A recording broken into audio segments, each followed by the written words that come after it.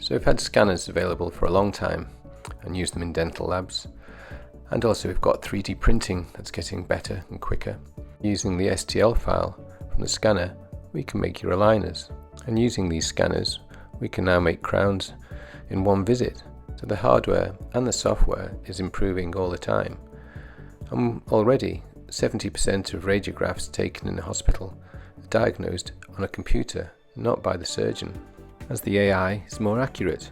So unlike the hard dental models we used in the past, an STL file won't degenerate, so you can make a variety of retainers, bleaching trays or gum shields, 3D printer. Either you send away for it, or you may even have one at home.